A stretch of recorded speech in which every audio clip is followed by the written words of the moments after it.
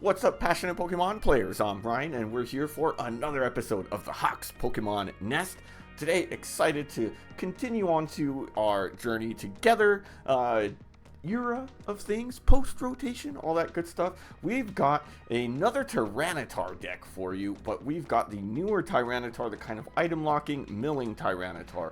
So we're going to go through each card in the deck, as usual, why I included it, what the strategy, strengths, and weaknesses of the deck are, and then we will go through some other cards to consider. Make sure you stay tuned for Friday's episode, where we'll take this deck to TCG Live and do some testing. But for now, let's get into what this deck's all about. Alright, and as usual, the deck list is going to be over on the left side of the page. In the description, there's also the deck list, so we'll be able to copy it and export it if you see fit. Now, of course, I'm starting off with one of the more controversial cards right now, but it is Budew. So, Budew is what you want to hopefully start off with in this deck. Itchy Pollen is going to deal 10 in item lock for free and free retreat. So, this is an item locking deck overall. We want to be doing this the entire time. So, Budew is your Pokemon that you want to start off with. I included 2 of them only, though, because this deck needs a lot. So, 2, it'll do. Anyway, next up is Larvitar. I love this Larvitar. I just love using this one. I've got a couple physical copies of it. So I've gotten 4 of those, of course. So Larvitar into Tyranitar is going to be like our main attacker of the deck and main active. Pupitar, I threw in I've got 3 Pupitars in there because I do want to make it just a little bit easier in order to evolve. I actually have 3 of them so that we can use some TM evolutions and things like that. I prefer this one. Honestly, there's no real preference. You don't really want to be attacking with him, but, you know, you could throw him in. At least get the 90 HP one that has 90 HP. I think there's a few options. Alright, and then Tyranitar. Okay, now this is the newest one here, the new Tyranitar. It is pretty OP in my opinion. So it's a 1 prizer. It's got 190 HP, so pretty beefy for a 1 prizer. I mean, compare that to like Petron EX as an EX. It's a basic EX, but it has 190 as well, right? So now let's see what he does. Daunting Gaze. As long as this Pokemon is in the active spot, your opponent can't play item cards from their hand. That's pretty big. So you don't even necessarily have to attack, although know that if they boss him out and bring someone else up, they can immediately use items again. So you're going to see that strategy being used a lot of times by your opponent to avoid this. Even if they don't necessarily knock out the Pokemon that they bring up, they're going to a lot of times use that to get around the item lock. Now here is its attack. 2 energy, one of which has to be a dark. Cracking Stomp. It deals only 150 damage, but not bad for it being a 2 energy attack. And then discard the top 2 cards of your opponent's deck. So you're not oftentimes going to deck your opponent out with this, but you are going to be milling them every single turn you use this, and sometimes they're going to lose some pretty valuable cards. I mean, I love it when I've done this in my testing, and the top card that gets milled is a boss's orders, or it's like an Iono or something like that that's just going to start to disrupt me a little bit. So that's why I think this deck is so fun, just going around the Budew early and then going into the Tyranitar late. Okay, now we need a draw engine. So I went with Zorua, or really the Zoroark EX, right? Trade, you must discard a card from your hand in order to use. Once in your turn, you can draw 2 cards. Now it's attack of Night Joker. I don't have any other Ends Pokemon in here. I thought about maybe adding some, but again, this is a very it's a greedy deck, so I just didn't feel like I could fit anything else in there, so we're just using him for the draw. He's not going to be attacked. In terms of the trainer cards in the deck, let's get into those. We've of course got the tried and true Buddy-Buddy Poffin, because why wouldn't we? Throw 4 of those bad boys in there and call it a day. Earthen Vessel. I got 4 Earthen Vessels. It's really important. I think one thing you want to be doing with decks like this, you're thinning them out, right? You want to be able to thin out those decks, so it really helps you to grab your energy, thin out the deck. You grab 2, and then you can use them as fodder as well for your Zoroark's ability to help you draw even more cards. Right, so I threw in 4. All right, then we've got Night Stretcher, also 4 copies of those in there. especially in this deck, you know, it's important to be able to pull your Tyranitars, your Larvitars back from the drop or your discard. Important to be able to do so because this is a single prizer deck for the most part, so you're not going to have enough unless you pull them out. Gives you flexibility. You can pull out some energies too. Sometimes you're going to have to pull out your Zoroark as well when they KO it. Okay, then Rare Candy, of course. I went with just 3 Rare Candies because we are playing Arven and we are also playing the Pupitars, right? So you don't necessarily need 4. I think 3 does me just well enough. Now, Super Rod, I really don't like playing 1 copy of a card in a deck for consistency purposes, but I find the Super Rod does well just to have 1 for like that added protection, helping you to not deck out. A lot of times you can kind of keep this in hand, or hopefully you won't get it until the end of the game when maybe you do need that like extra, you know, you've gotten all of your Night Stretchers done, maybe you've got 1 or 2 of them prized, and you get this Super Rod in order to throw you some energy and or some of the Larvitar evolutions back inside your deck. So I do play 1. It's done me well. It actually saved me in the last game I played in terms of being able to make sure I have enough energy so that my opponent couldn't just trap my Zoroark in the active spot. So very smart there. Okay, Ultra Ball, the tried and true 3 Ultra Balls is one of my signature moves in here. We're gonna always have 3. Arven, of course, with Arven I want 4 Arvens, right? I want to be able to grab those so that I can get my tool, I can get my item cards, whatever the heck I want. Hopefully I'm not also getting Budewed, which does happen sometimes, that's always fun. But we also have ways around that too. We can just grab the item cards and keep them, right? Boss's orders. Now this one, I kind of wanted 4 bosses here, but I only went with 3 because just couldn't fit them in there. Now, Xerosic Machinations. This one's, as I think about it more and I talk about how kind of greedy this deck is, if you really want, you know, this could be the card you cut. I have 3 of them. Maybe you add in a couple more of some other cards like Hero's Cape, or, you know, maybe move up to 4 of a certain one. Maybe you could throw in some of N's Pokemon like a Reshiram, just 1 copy. For the 06, but I find it's if I'm milling my opponent, I also like to be able to like just hand disrupt them as well, and being able to force them to discard 3 until they have 3. Sometimes when you see these huge hands nowadays, I think it's so great to do, and it sometimes really makes them think because they don't know, you know, they have to make choices, and what are they going to discard, and then hope that they still have more copies of in their deck that could get milled. So I like this card. I think it does really well in this deck, but if it's not quite your style, it could be one where you consider swapping out for something else, maybe adding and getting a little bit more consistency with other cards, Super Rods, whatever. Okay, now the ace spec I chose here is Hero's Cape. I think it's a perfect card for the Tyranitar. At 190 HP, that brings him up to 290 HP, so he's rarely going to get 1 shot. Really rarely. He's never gonna survive more than 2 unless you're playing someone who's just like kidding for nothing. But you know, that makes it really well. I mean, I guess if somebody's hitting you for 120 or something, which I've seen, he could survive. But I love the Hero's Cape. You could pull it with Arven.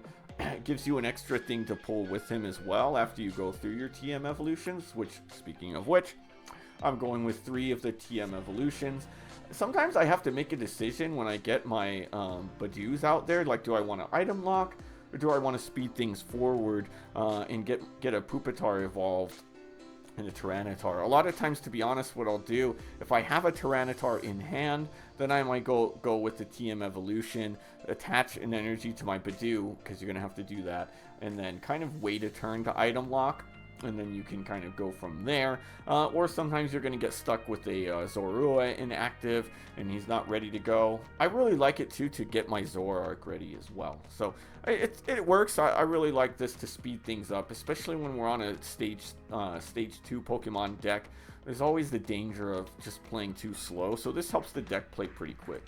Okay, and then in terms of energy, I'm just going with 10, not 30, 10 basic dark energies. Let's go through the strategy, strengths, and weaknesses of the deck, and I'll put it up here as like getting Budew out early. I mean, that's like an ideal game state, but I wouldn't say that you want to really focus on it. Remember, I only play 2 Budews in there. you can consider throwing a third one in there if you want. But I wouldn't focus on it as your main thing. Like that's your ideal game state. But from there, what you want to focus on is getting that TM evolution out, making sure you've at least got a Larvitar, and honestly a Zorua on your bench. Evolve those two. That's what you should focus on, even more than anything else, is evolving as a Zoroark first, because that's your draw engine. We don't have Ionos in this deck. We don't have any like hand draw thing. We only have Arvens and stuff in here, so it's really important to get that Zoroark up there, get your Tyranitar evolved and get him into the active so that you slow your opponent down, right? Get that Tyranitar up, because sometimes even the Budew, it can be a free prize card for your opponent, right? It only has 30 HP. You can item lock him for the turn after he's out there, and then it's over. You got to go. If that Budew gets knocked out, then it's time to go. So the Tyranitar really helps you get there, because he just has to be in the active spot. Even if he doesn't have enough energy yet, which could happen sometimes, that's fine. He just needs to hang out there. So that's a good thing to remember. Strengths, it's mostly a one prizer deck. Obviously your opponent is going to try to cheat that, and by getting your Zoroark up there at number 2, it allows them to use items the turn that they boss him up. So always try to have enough energy in hand, and once you load up your Tyranitars with energy, focus on getting the Zoroarks ready. And that means sometimes, like if your active Tyranitars up there, if you already have an energy on one of your bench Tyranitars, just one energy, throw one on your Zoroark, so that if they boss him up, you retreat the Zoroark with one extra energy and don't get him caught sitting there for a turn. And then as soon as that other Tyranitar goes active, you just throw an energy on him, right? Okay, honestly, Tyranitar's pretty beefy for a one prize Pokemon, even for a stage 2 to have 190 HP. If you can get that Hero's Cape on one of them early, that'll buy you even more time, so that's nice. I'll say as strength as you can play slow. It's still not the ideal game state, but thinking about sometimes stage 2 decks being a little bit slower, it's okay as long as you could get that first Tyranitar up there and slow your opponent down. Having the Budew, then you're in an okay spot. Sometimes you will be able to just catch up. I've had games where I'm down 5 prizes to 1 or 5 to 2, and I end up winning because then they just can't use item cards. As soon as you kind of take out that first Pokemon, as long as you keep these Tyranitars up there, they're going to have trouble getting their next one ready to go, whereas you're able to just continuously use items. You can rare candy, you can do whatever you got to do, but you're going to find your opponents sometimes they're starting to get hand locked when they're just not able to use item cards. And then if you could get those Xerosics out, that's a chef's kiss sometimes, right? Its weaknesses is sometimes it could be bad if you don't get that Budew early, because if you're at kind of the same pace of them evolving their stage 2s faster than you, they're going to start one-shotting you. I mean, pretty much the only stage 2 EX would be like a Charizard EX that's going to hit for 180 or you 190. Then it's going to be tough. If you could get the Hero's Cape out, you can go 1 for 1, but even then it's going to take you 3 turns to take out a Dragapult. So that's a tough one. Like I said, it is weak hitting. 150, sure, you're milling their deck, sure, we're locking their items, but it's not hitting that hard, right? It also has kind of slow setup overall, like especially if you get item locked too by Budews. It can be a slog, because this deck does need items. You know, you can use Arven, you can get the TM evolutions on and help you to kind of keep pace, but you know, there's a lot of things we need. You might get hand locked pretty early when you can't use an Ultra Ball or Poffins or things like that. And in terms of some other cards to consider swapping in and out, I did a lot of work on this deck and even next week's deck too, of kind of side by side we're creating them. But one I thought about and wanted to fit in would have been a Pecharunt EX, but there's a few reasons I didn't. Number one, I didn't find myself getting trapped in active too often.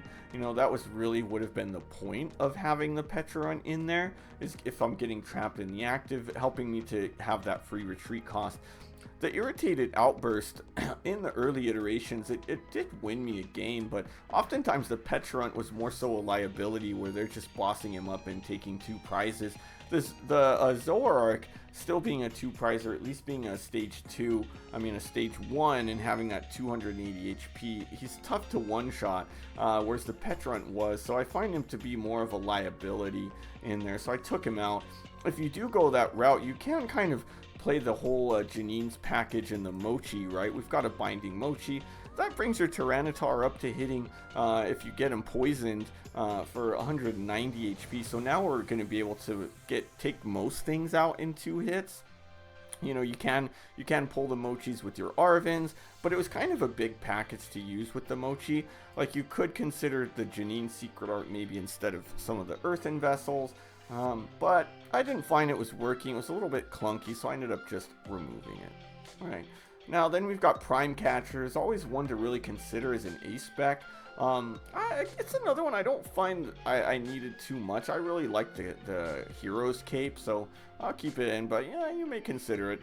Speaking of capes, another one to consider would be a Luxurious Cape, maybe just including 1 or 2 of them for late game. You know, there's nothing better than your opponent getting down to 1 prize card, and then all of a sudden your Tyranitar that they've been thinking is just going to be a single prize Pokemon, and they can knock out in 1 hit to take that last prize card. Now he's got 290 HP out of nowhere after they finish that. So that was one to think about too. Now then we've got Calamitous Wasteland is some kind of added disruption in there. You can make your opponent its retreat cost more, so it helps you maybe trap some Pokemon up there and take them out in a couple hits. If you're not able to one-shot some of these EXs and they can't retreat. But another one I just didn't find fit too well. And the final one, I would say either a Kieran or a Switch. Honestly, I'm liking Kieran more and more as we get into the Budew meta, because obviously the Budew locks Switch. Guess what? Kieran is basically a Switch card as well with the option, but hey, it's a trainer card, it's a supporter, so Budew or Tyranitar doesn't lock it. So honestly, I would consider Kieran a little bit more, as well as the fact that it's going to help you hit for that 30 damage extra. You know, that could be the difference between you taking out that Dragapult or that Charizard EX in 2 hits versus 1. So Kieran's one that I would really like to find a way into the deck, but as you saw, you know, we've already got 1 and 2 copies of a few cards, so it might be tough to fit Kieran in there. And that's going to do it for this episode of the Hawks Pokemon Nest. Hope you enjoyed this episode, as I did, with the new Tyranitar. I think Tyranitar is the first Pokemon to be featured twice in my video, so that's a fun fact if the trivia question ever comes up. So we've got a second Tyranitar deck that's probably even more terrorizing for opponents than that. If you liked what you saw, make sure you hit that subscribe button. You could become part of the Hawks Nest. We are a fabulous flock of fearless folks who love to do what we love, and I love making these videos of these fun rogue decks out here. We've got some good stuff with the new rotations incoming, and hey, more sets coming soon. We got Destined Rivals on the horizon. If you're not quite ready to fly yet, though, that's alright. Just hit that like button. We'll show up in an algorithm near you in the near future. But until then, see you next time.